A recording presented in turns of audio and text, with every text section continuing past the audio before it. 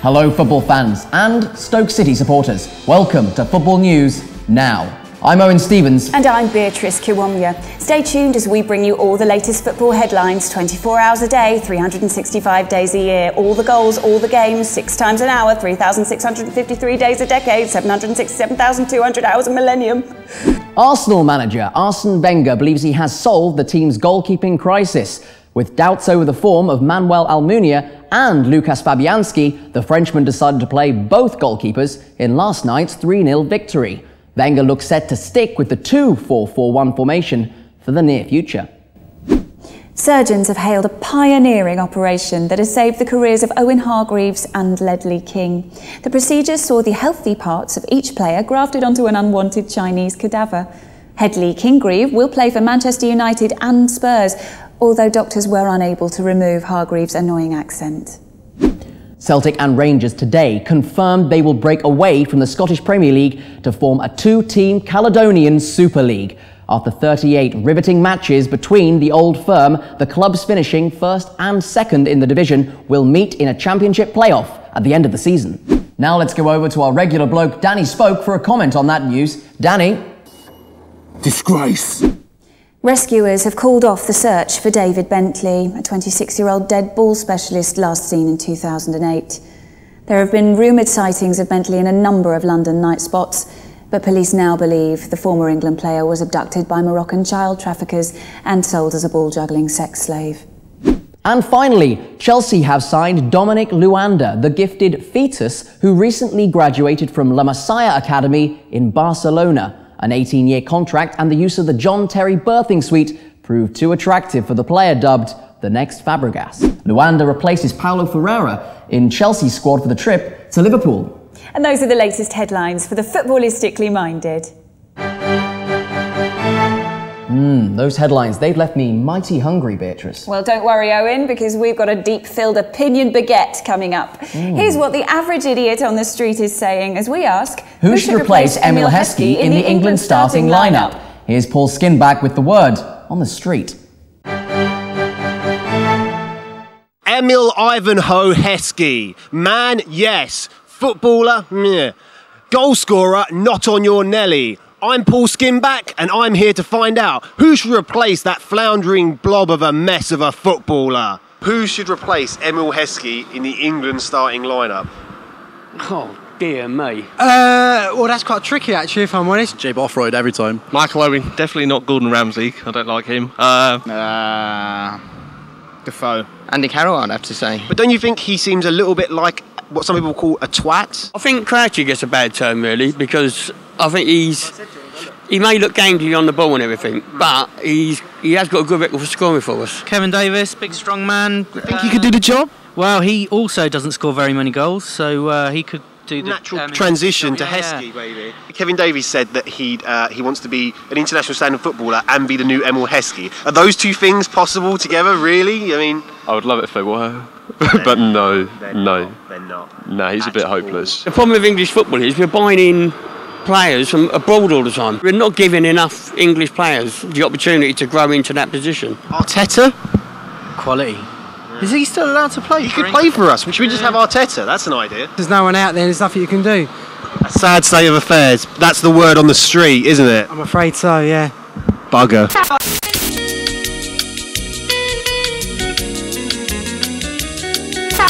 Welcome back to Football News Now, the show that refuses to bring you the same news again and again and again and again. Now it's time to head down memory lane as we reveal what happened on this day in 1977. December 14th, 1977. Concorde made her maiden flight to New York, and as disco fever swept the nation, the first pair of extremely short shorts made their appearance in British football. Inspired by the dance floor vogue for hot pants, Northerners and even hooligans got in on the craze. But as it took off in England, it was truly embraced by Latin America. Who can forget the 1978 World Cup, when Argentine striker Pablo Argos led his team to glory in arguably the shortest, shiniest shorts ever seen.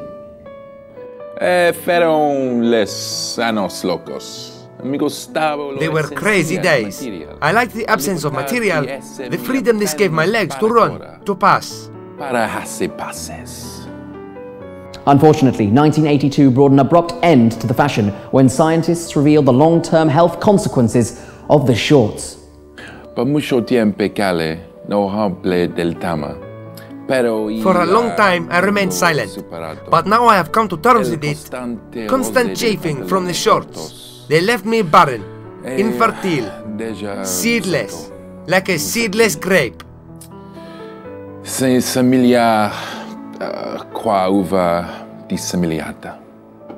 the forgotten generation of the childless footballer, the shorts proved to be a health time bomb. But for everyone else, they're a reminder of a happier time, a more innocent age, when footballers played for the shorts, not just for the money, and when little post-match violence wasn't so frowned upon. That was this day, 1977. Back to you, Beatrice. I remember those short shorts. Sometimes they were so tight you could really see a cock through them. Next up, it's time for some soccer science.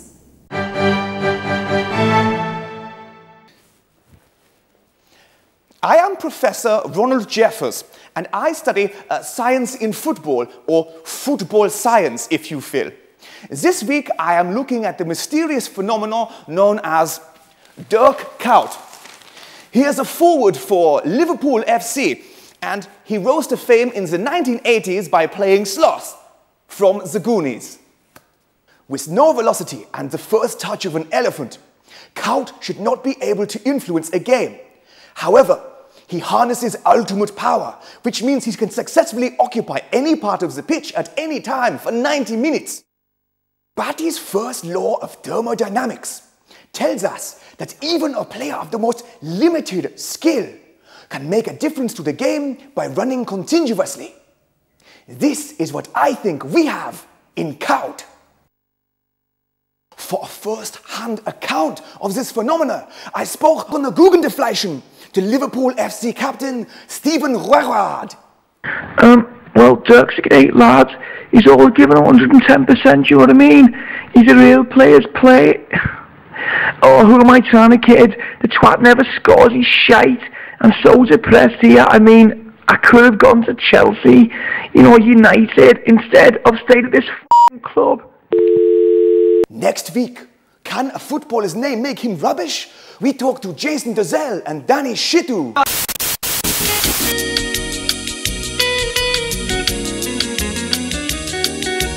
Now it's over to expert reporter Rob Hoey for this week's instalment of Winger. Hello there, my name's Rob Hoey and this is TV's Matt Bell. Hello. We're here today at Barkingside over at the old Parkonians, teaching a team how to play football. We'll be winging it today as manager and coach. For one day only, I'm manager Tony O'Shea and I know literally nothing about football. And I'll be coach Seats and I literally know nothing about football. Let's make goals. Sport, sport, sport, sport, sport.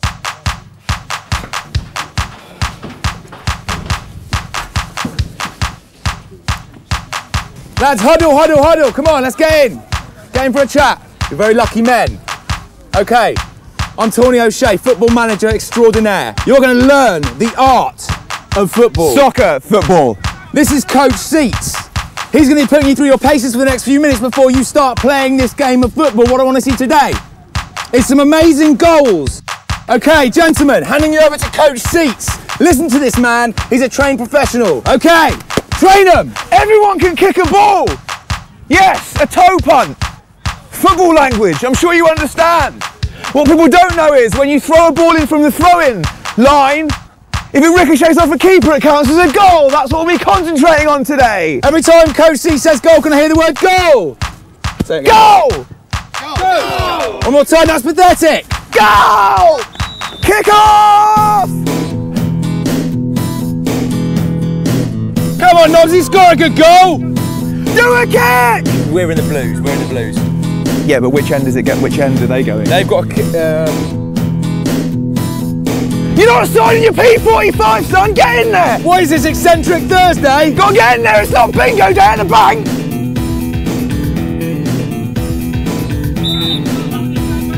Whistle!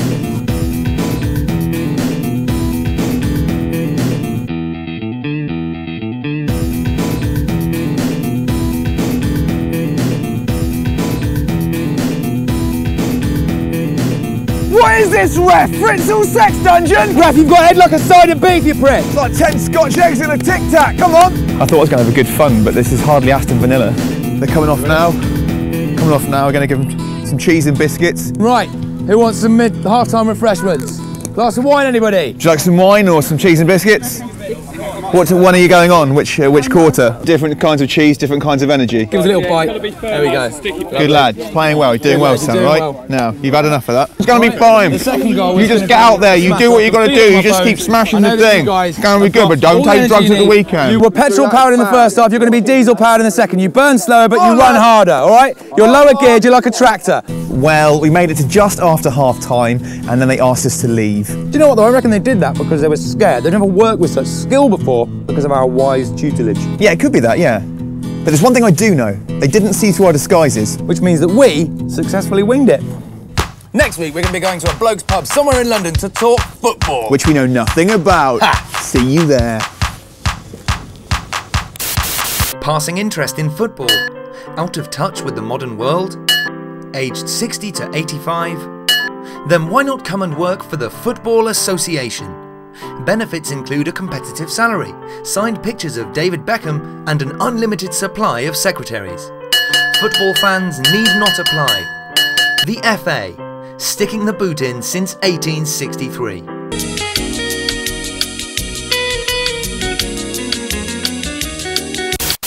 That's almost it for today's show. But before we go to the pub, let's find out who's hot and who's not in our weekly awards. This week's Loser of the Week has to go to Newcastle United's Andy Carroll. The cheeky scamp, who is currently on trial for assaulting his ex-girlfriend, has asked out fellow Geordie Cheryl Cole. The X Factor beauties reportedly have said, "Been there, done twat." Meanwhile, Laugh of the Week goes to David Beckham, who has revealed his desire to become an American. Beckham's limited vocabulary and love of shooting should make him a model citizen. But with sanctions against Gary Neville still in effect, it could be some time before Beckham is fully Yankeefied. And finally, unemployed viewers have been sending in their favourite football lookalikes. This week, Graham Chesterton from York has pointed out the resemblance between Birmingham City's Alexander Hleb and Hollywood actor Willem Dafoe. Thanks for that, Graham. Good times. So, if you want extra news, views and video content, go to http://www.fnn.com. And don't forget, if you like your football news now, watch Football News Now. Until then, I'm Owen Stevens. And I'm Beatrice Kiwomya, leaving you with the following thought. You're shit! Bye. Bye-bye.